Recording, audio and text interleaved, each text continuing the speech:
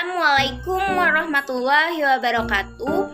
Kami dari kelompok 3 beranggotakan 5 orang. Pertama yaitu Mahdan Al-Fahri, kedua Suci Imanda Hairin, ketiga saya Elviana Fajarwati, keempat Hikmah Wardani, kelima yaitu Febriza Andini.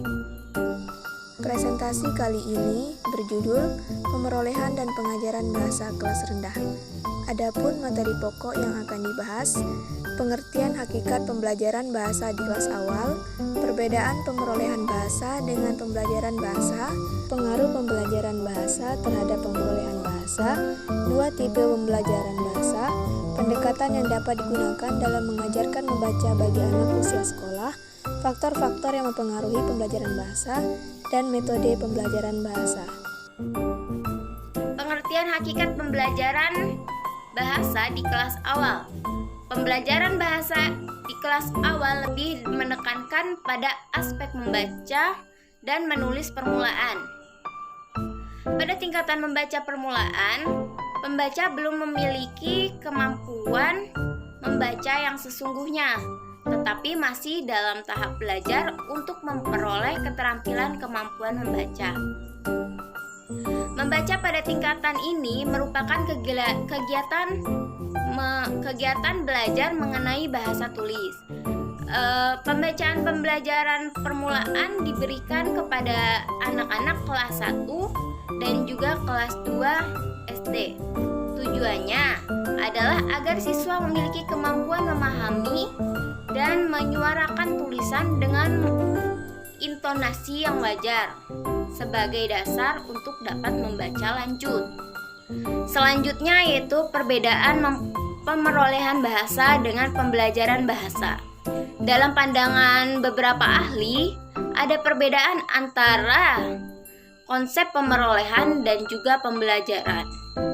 Pemerolehan bahasa diartikan sebagai penguasaan bahasa pertama seorang anak di mana dia tinggal. Proses pemerolehan bahasa ini berlangsung secara tidak sadar. Sedangkan di sisi lain, pembelajaran adalah proses penguasaan bahasa target atau bahasa kedua yang dilakukan oleh seseorang guna kepentingan tertentu, misalnya untuk tujuan pekerjaan, akademis, ekonomi, dan juga yang lain-lainnya. Dalam proses ini, tujuan yang ingin dicapai oleh individu jelas sehingga proses pun dilakukan dengan sadar. Berbeda dengan pemerolehan bahasa yang dilakukannya secara tidak sadar. Selanjutnya yaitu pengaruh pembelajaran terhadap pemerolehan bahasa. Pengaruh pembelajaran terhadap pemerolehan bahasa terdiri dari yang pertama yaitu pengaruh pembelajaran pada urutan pemerolehan bahasa. Untuk dapat belajar bahasa Indonesia yang baik, anak-anak hendaknya juga memiliki kesiapan psikolinguistik. Untuk dapat memiliki kesiapan psikolinguistik, anak-anak hendaknya memperoleh kesempatan untuk paling tidak mendengar penggunaan bahasa Indonesia di lingkungan keluarganya. Lebih baik lagi kalau di lingkungan keluarganya terdapat koran, majalah, dan buku-buku dalam bahasa Indonesia yang sesuai dengan kebutuhan anak-anak. Yang kedua, pengaruh pembelajaran pada proses pemerolehan bahasa dalam pembelajaran bahasa Indonesia di sekolah, khususnya bagi anak-anak di kelas rendah sekolah dasar, ialah bahwa pembelajaran bahasa Indonesia di sekolah tentu juga mempunyai pengaruh yang paling besar dalam pemerolehan bahasa Indonesia. Ketiga yaitu pengaruh pembelajaran pada kesempatan memperoleh bahasa. Di sini terdapat dua tipe pembelajaran bahasa Indonesia, yaitu yang pertama tipe naturalistik. Tipe naturalistik ini bersifat alamiah, tanpa guru dan tanpa kesengajaan. Pembelajaran berlangsung di dalam lingkungan kehidupan bermasyarakat. Dalam masyarakat bilingual dan multilingual, tipe naturalistik banyak dijumpai. Belajar bahasa menurut tipe naturalistik ini sama prosesnya dengan pemerolehan bahasa pertama lama yang berlangsung secara ilmiah, sehingga memperoleh bahasa yang dihasilkan antara anak-anak dan dewasa berbeda. Yang kedua itu adalah tipe formal. Tipe formal yang bersifat formal berlangsung di dalam kelas dengan guru, materi dan alat-alat yang sudah dipersiapkan. Pembelajaran dalam tipe ini dilakukan dengan sengaja atau sadar. Pembelajaran bahasa bersifat formal seharusnya lebih baik daripada tipe naturalistik, tapi kenyataannya tidak berbagai penyebab atau faktor yang mempengaruhinya dalam proses pembelajaran bahasa. Melihat dari pendapat Krasen 1976, dapat disimpulkan juga perbedaan pemerolehan dan pembelajaran bahasa. Pendekatan yang dapat digunakan dalam mengajarkan membaca bagi anak usia sekolah, yaitu yang pertama, pendekatan informal. Pendekatan ini berangkat dari asumsi dasar bahwa anak mempunyai potensi alamiah untuk membaca. Hal ini terjadi melalui pengalaman langsung sehari-hari dan keinginan anak untuk mengkomunikasikan pikiran dan perasaannya melalui kata-kata tertulis. Pendekatan informal dapat dilakukan melalui berbagai aktivitas, di antaranya aktivitas pelabelan, labeling activities, pemberian nama pada berbagai barang yang ada di sekitar anak, barang-barang pribadi, dan juga membuat kartu nama anak dengan berbagai bentuk yang permainan, play type activities. Yang kedua itu pendekatan terstruktur.